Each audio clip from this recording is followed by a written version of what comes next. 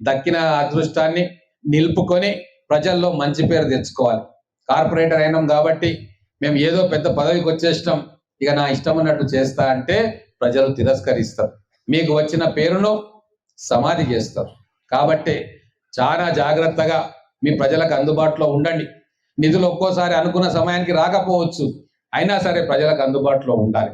వాళ్ళకు ఉండే చిన్న చిన్న సమస్యలు, స్ట్రీట్ లైట్ల సమస్య కావచ్చు, వాటర్ సమస్య కావచ్చు, ఇంకా అనేక సమస్యలు మీ వార్డులలో మీకు ఎదురైతా ఉంటాయి. వాటన్నిటిని కూడా ఓపికగా సంయమనంతో విసుగు చెందకుండా, నా వాళ్ళ నీ వాళ్ళ అని చూడకుండా, నాకు ఓట్లేసిందా లేదా అని చూడకుండా అందరినీ కూడా సమాన దృష్టితో చూస్తేనే మీరు నిజమైన కార్పొరేటర్గా, ఒక మంచి కార్పొరేటర్గా ఎప్పటికీ మీ వార్డులలో గుర్తుంచుకునే విధంగా మీ పేరు చిరస్థాయిలో నిలిచిపోతుంది. కాబట్టి ఈ సూచనను ఇక్కడ ఉన్న కార్పొరేటర్లందరూ కూడా గమనిస్తారని చెప్పి నేను కోరుకుంటూ, త్వరలోనే మీ అందరికీ కూడా ట్రైనింగ్ ప్రోగ్రాంలు కూడా ఏర్పాటు చేస్తాం. ఈరోజు అర్బన్ డెవలప్మెంట్ మంత్రిగా మన గౌరవ ముఖ్యమంత్రి గారు పాలమూరు బిడ్డ ఉన్నారు, వారితో కూడా మాట్లాడి మన కార్పొరేటర్లందరికీ కూడా మంచి ట్రైనింగ్ ఇప్పించి వారు ఏ విధంగా ప్రజలతో మసులుకోవాలనో, ఏ రకంగా వాళ్ళ బాధ్యతలు నిర్వహించాలో అవన్నీ కూడా మీకు అర్థమయ్యే రీతిగా యంత్రాంగం, ప్రభుత్వ యంత్రాంగం కూడా మీ వెంబడి ఉంటుంది. అలాగే కార్పొరేషన్ అనగానే అవినీతి గుర్తుకొస్తుంది, కరప్షన్ గురించి గుర్తుకొస్తుంది. ఖచ్చితంగా ఈరోజు ఒక మెసేజ్ ఇచ్చిండ్రు మహబూబ్ నగర్ ప్రజలు. ఎమ్మెల్యేగా నన్ను గెలిపించుకున్నా, ముఖ్యమంత్రిగా రేవంత్ రెడ్డి గారిని గెలిపించుకున్నా, కాంగ్రెస్ పార్టీని గెలిపించుకున్నా, మళ్ళీ ఇక్కడ కార్పొరేషన్ పాలక వర్గ పగ్గాలను కాంగ్రెస్ పార్టీ అభ్యర్థులను గెలిపించి ఇప్పించుకున్నా ఒక corruption free corporation Mahbubnagar corporation ఉంటది అని చెప్పి వాళ్ళ నమ్మకంతో మనకు ఓట్లు వేసారు. ఎట్టి పరిస్థితుల్లో అవినీతికి తావు లేకుండా, ఎట్టి పరిస్థితుల్లో నా భేదం లేకుండా మీరు మీ డివిజన్లలో సేవ చేసినప్పుడే మీకు టికెట్లు ఇచ్చిన కాంగ్రెస్ పార్టీ గౌరవం పెరుగుతుంది, మీ ఓట్లు వేసిన ప్రజల గౌరవం పెరుగుతుంది.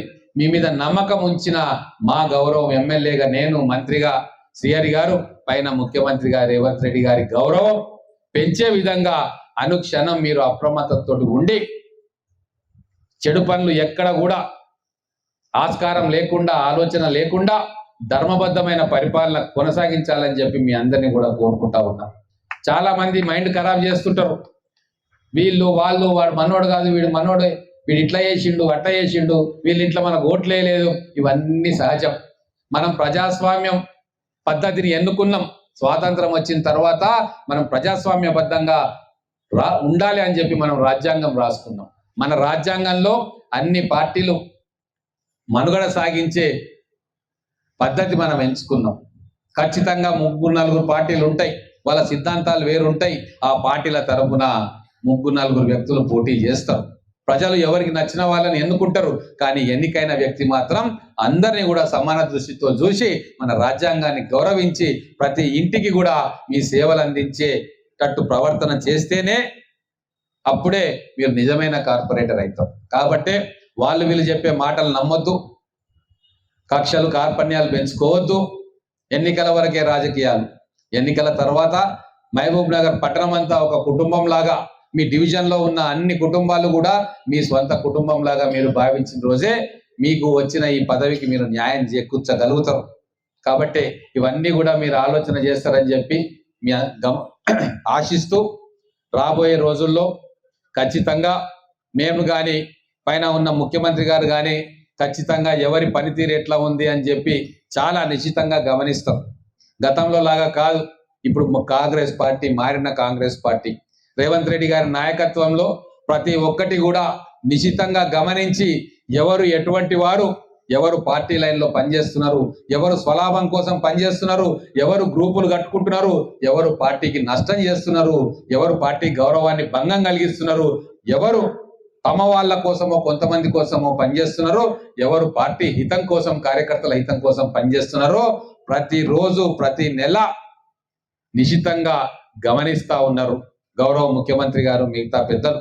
కాబట్టే మనం ఒక డిసిప్లిన్ ఫోర్స్గా, డిసిప్లిన్ కార్యకర్తగా, ఒక క్రమశిక్షణ కలిగిన కార్యకర్తగా పార్టీ ఆదేశాలను తూచా తప్పకుండా పాటిస్తూ, పార్టీ ఇచ్చిన నియమాలను కానీ, పార్టీ చూపించిన బాట కానీ, ఇక్కడ నాయకులు చూపించిన బాట కానీ ఎట్టి పరిస్థితుల్లో దాటకుండా మీరందరూ కూడా ఈ 5 సంవత్సరాలు అద్భుతంగా పని చేయాలని చెప్పి కోరుకుంటూ, పనిచేసే శక్తిని ఆ భగవంతుడు మీకు ఇవ్వాలని కోరుకుంటూ, మరొకసారి గెలిచిన కార్పొరేటర్లందరికీ కూడా అభినందనలు తెలుపుకుంటూ, నూతనంగా ఎన్నికై ప్రమాణ స్వీకారం చేస్తున్న మా మేయర్ గారికి, మా డిప్యూటీ మేయర్ గారికి, వారు ఈ బాధ్యతలన్నింటినీ కూడా సక్రమంగా నిర్వహించాలి. నిర్వహించే శక్తిని ఆ భగవంతుడు వారికి ఇయ్యాలి. స్వధర్మం, స్వపక్షం, విపక్షం లేకుండా అందరినీ సమాన దృష్టితో చూసే ఔదార్యాన్ని కూడా ఆ భగవంతుడు మీకు ఇయ్యాలని చెప్పి కోరుకుంటూ, ఎన్నో కార్యక్రమాలు ఉన్నా మిమ్మల్ని ఆశీర్వదించడానికి, మీరు వెన్ను తట్టడానికి, ఒక మంచి పరిపాలన అందించడానికి, మీకు స్ఫూర్తిగా ఉండడానికి మన మధ్యలోకి వచ్చిన మన గౌరవ మంత్రివర్యులు పెద్దలు వాకిటి శ్రీహరి గారికి కూడా ప్రత్యేకమైన ధన్యవాదాలు తెలుపుకుంటూ, వారిని ఈ సభను ఉద్దేశించి ప్రసంగిస్తూ, వారి ఆలోచనలు ఇక్కడ ఉన్న కార్పొరేటర్లకు, వారి అనుభవాన్ని ఇక్కడ ఉన్న కార్పొరేటర్లకు, మిగతా ఆఫీసర్స్ కూడా పంచుకోవాలని చెప్పి కోరుకుంటూ వారిని ప్రసంగించాల్సిందిగా కోరుకుంటా ఉన్నాం.